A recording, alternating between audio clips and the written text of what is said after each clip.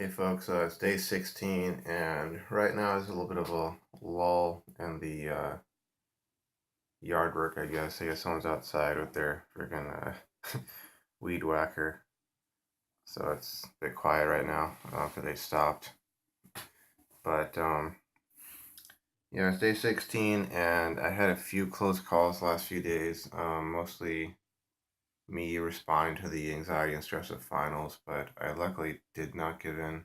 Um, Basically, both of them were involving um, what I previously referred to as P subs. Um, videos on YouTube, including erotic hypnosis in particular. But I did come within like a moment's, distance of relapsing. But I jumped out of bed that time, and or actually, technically speaking, rolled out of bed because I have a Japanese food temp. But I rolled out of bed, grabbed my one of my towels, and went to the shower and just took a cold shower right then and there, and that got rid of the urges, and it snapped me to. And I just I packed up my stuff when I got back, and I went to the library and met up with some of my fellow engineering students and studied there. So that was the closest I got to it. The second time I listened to Hypnosis, it was a case where I purposely chose not to suspend my disbelief and just observe it. And while I did get slightly aroused, which sounds really awkward to say, but while I did have a bit of that reaction, I didn't actually go into the really dangerous territory. Um, I didn't get to what I would call the decision point, where I would either decide whether or not to fully commit to that or to go back to the territory of non-relapsing, or stay in the territory of not relapsing. But I was confronted by the unreality of it, and just like there's no real substance or essence to it all, and it truly is like getting lost in fantasy and just trying to escape from reality. And it really enforces a mindset or a certain set of mindsets that have never done me any real good in terms of bettering my life and getting me to the point where I don't want to escape life, where I'm just happy where I'm at. So, um, ever since then, ever since school's ended, I really haven't had the urge to do that sort of stuff. Though I'm sure that when you don't have anxiety, you don't have that kind of pressure from that end, where it's like, oh, I want to skip the anxiety. You're gonna be facing I mean, at least in my case, facing the urge to escape boredom.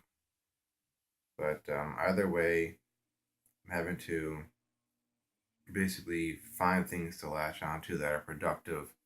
They get me towards goals that I want to have attained and that fill the time. And worst comes to worst, if I need a good old shock, I'll take a cold shower, which, that's one thing, or exercise. And yeah, excuse me, I haven't eaten yet. But I may make a response video, and as far as Nofap is concerned, to it, 24/7 Betterment. These last few videos. I mean, I heard he's taking a break from vlogging. I mean, I hope it's like just a break because um, I think with this whole NoFap movement or NoFap community, since in relation to the overall population, we are so small. Whenever you go onto YouTube and you watch some YouTubers videos where they're doing the whole NoFap thing, um, it kind of feels like you're connecting with some other person who shares a lot of your same struggles and outlook on life, and it feels. I mean, since most of us are men, most of us are male. It feels, in a sense, kind of like spiritual brotherhood of some sorts.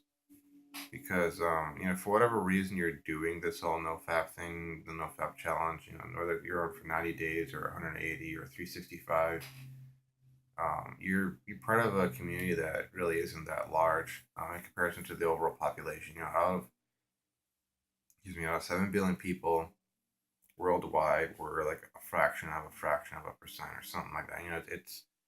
It's really not that large of a movement, and you hear about someone perhaps giving up on it, going back to their no PMO lifestyle or their PMO or fapping lifestyle, um, or perhaps just even taking a break from putting up videos, which has served as a accountability tool for a lot of us. There's a little bit of sadness there, but from what I got, he's not quitting the NoFap. He's just saying that vlogging wasn't helping and it's more of a distraction. And in a sense, I do agree with him, and I do feel there's a point that um, that the whole NoFap thing does become kind of obsessive for some of us. Um, I know it's been like that for me at times, especially if you relapse and you're wanting to like beat yourself up over it. Like, why did I relapse? What the heck is wrong with me? And I think one of the biggest things with NoFap is that you're trying to get to the point of non-obsession.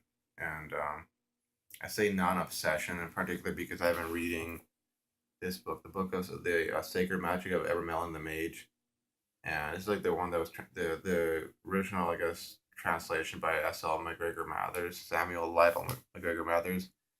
But in that book, I'm kind of segueing to this bit for a bit, anyways. But in that book, he talks about performing a certain magical operation to gain contact with your higher divine self and learn your true will. And your divine self is referred to as your holy guardian angel.